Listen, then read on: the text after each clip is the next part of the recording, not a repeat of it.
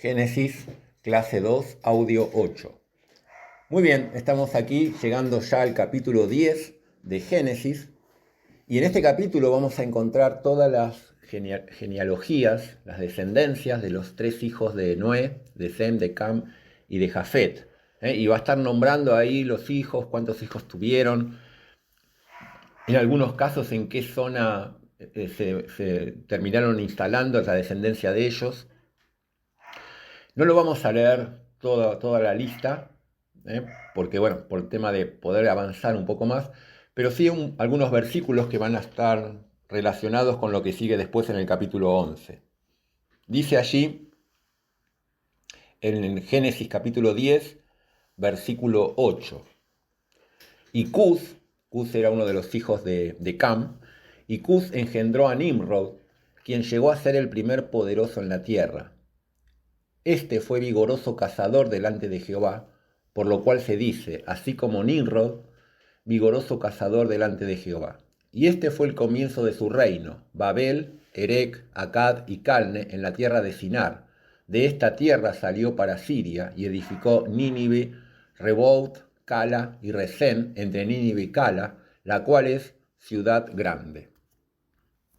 Bueno, el relato sigue nombrando a las diferentes genealogías, y al final del capítulo 10, en el versículo 32, dice: estas son las familias de los hijos de Noé por sus descendencias en sus naciones, y de estos se esparcieron las naciones en la tierra después del diluvio. Ahora, tenemos que entender que la forma en que se multiplicó la población fue muy grande, teniendo en cuenta también que la gente vivía muchísimos años. O sea, hoy en día una familia puede tener 4 hijos, 5 hijos, podría llegar a tener 10 hijos. Mi mamá fue hermana de 10 hermanos más, así que bueno, pero obviamente que no se puede tener 50 hijos, una mujer me refiero, un hombre sí, por una cuestión de cronológica, ¿no? Pero en aquel tiempo era bastante distinto. Las personas podían vivir hasta ese momento 700 años, 800 años, 500 años. ¿Cuántos hijos puede tener una familia en todo ese tiempo?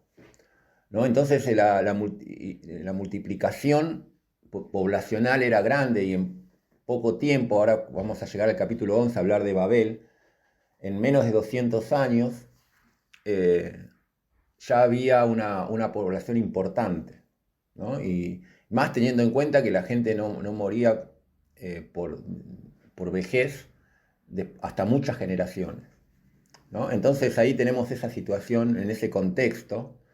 Y bueno, y vamos a llegar entonces ahora sí al capítulo 11 de Génesis. Y vamos a leer los primeros 9 versículos. Tenía entonces toda la tierra una sola lengua y unas mismas palabras. Y aconteció que cuando salieron de oriente, hallaron una llanura en la tierra de Sinar, y se establecieron allí. Y se dijeron unos a otros: vamos, hagamos ladrillos y cozámoslos con fuego. Y les sirvió el ladrillo en lugar de piedra y el asfalto en lugar de mezcla. Y dijeron: vamos, edifiquémonos una ciudad y una torre cuya cúspide llega al cielo, y hagámonos un nombre por si fuéramos esparcidos sobre la faz de la tierra. Y descendió Jehová para ver la ciudad y la torre que edificaban los hijos de los hombres, y dijo Jehová: he aquí el pueblo es uno, y todos estos tienen un solo lenguaje, y han comenzado la obra, y nada les hará desistir ahora de lo que han pensado hacer. Ahora pues, descendamos y confundamos allí su lengua, para que ninguno entienda el habla de su compañero. Así los esparció Jehová desde allí sobre la faz de la tierra, y dejaron de edificar la ciudad. Por eso fue llamado el nombre de ella Babel, porque allí confundió Jehová el lenguaje de toda la tierra, y desde allí los esparció sobre la faz de la tierra. Bueno, entonces aquí tenemos a toda la humanidad todavía viviendo en un solo lugar. Dios había dicho que llenen la tierra, que tengan muchos hijos, que pueblen la tierra, pero hasta ahora el hombre estaban todos juntos. Ya eran un número importante, ¿verdad?, de población después de casi 200 años.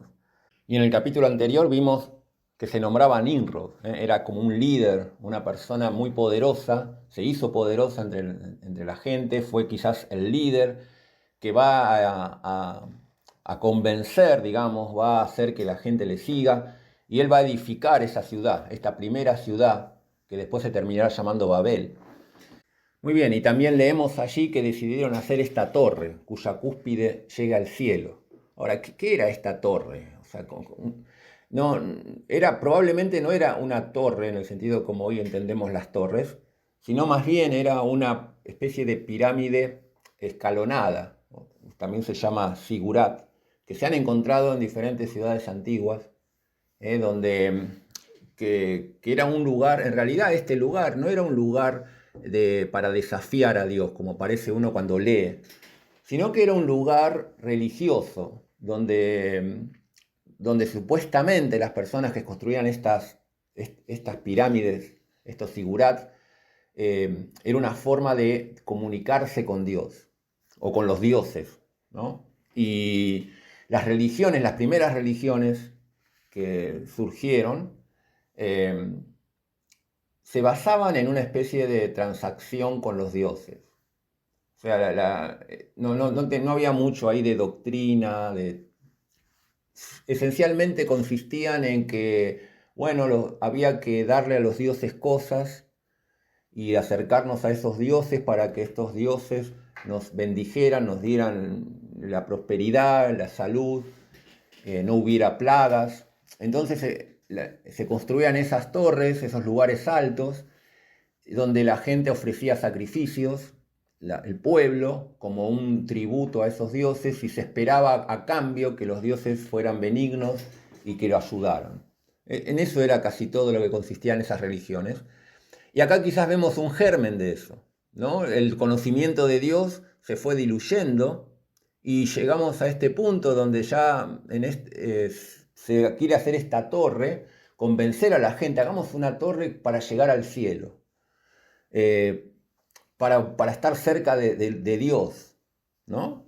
Era el supuesto propósito por el cual toda la gente probablemente se alineó. Si el propósito hubiera sido hagamos una torre para ocupar el lugar de Dios, bueno, o sea, no hubiera tenido unanimidad, obviamente, ¿no? Tenemos que pensar que la gente de aquel tiempo no era muy diferente psicológicamente a la gente de este tiempo, ¿no?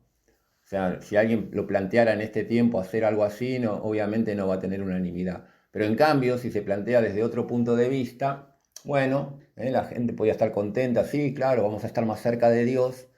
Pero en realidad no era el propósito ese de Nimrod o de las personas, ¿no? ¿Por qué hacían esa torre? ¿Cuál era el objetivo en sus corazones para hacer esa torre? Bueno, la Biblia nos lo dice ahí.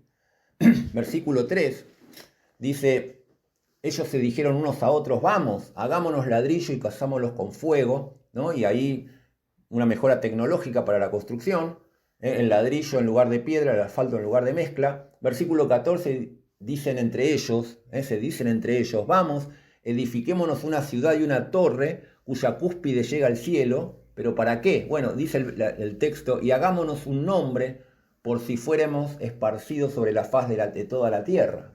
O sea, el propósito era hacerse importantes, ¿no? Es el triste camino de la religión, ¿no? Que comenzó ahí en Babel. El sentido de que por un lado dice, sí, queremos estar cerca de Dios, pero por el otro lo que realmente queremos es hacernos famosos, que se hable de nosotros. Hagamos una torre imponente, una construcción imponente, para que no se olviden de nosotros, para que dejar una marca, ¿no? Ahí tenemos la actitud, ¿no? Ellos en realidad lo que querían, probablemente Nimrod en particular, él después que fue esparcido, que se tuvo que ir de acá con la confusión de lenguas, leímos en el capítulo anterior que fundó varias ciudades, hasta fundó Nínive, que después iba a ser la capital de Asiria. Encontramos a Nínive, por ejemplo, en Jonás. Entonces, ahí estaba el corazón y el propósito, escondido quizás, o no tan escondido.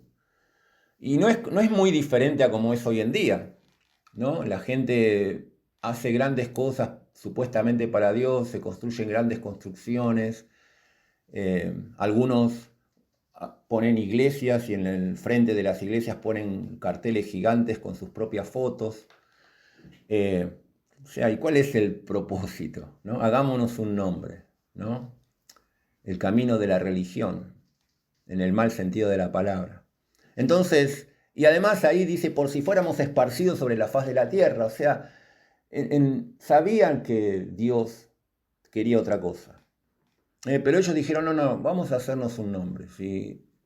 Vamos a dejar una marca, vamos a hacernos famosos, vamos a edificar. Fíjense que todo lo que dicen es hagamos, edifiquémonos. No están pensando en hacer algo para Dios, están pensando en hacer algo para ellos. El corazón del hombre es engañoso, ¿no? Cuando vos servís a Dios, estás en la iglesia, uno se tiene que preguntar, ¿para qué hago esto? ¿Para quién lo hago? ¿Qué espero de esto? ¿No? Es muy importante. La cuestión es cuando Dios descendió y vio lo que hacían, Dios otra vez habla en plural, ya varias veces lo vimos, ¿no? Probablemente no está hablando con los ángeles, está hablando con las personas de la Trinidad de Dios, ¿no? Sabemos que nosotros vimos en los evangelios que Jesús oraba al Padre, el Hijo hablaba con el Padre. Bueno, aquí lo mismo, estaban hablando las personas de la deidad. Y entonces dicen, no van a parar, nada les hará desistir de lo que han pensado hacer, ellos están unidos.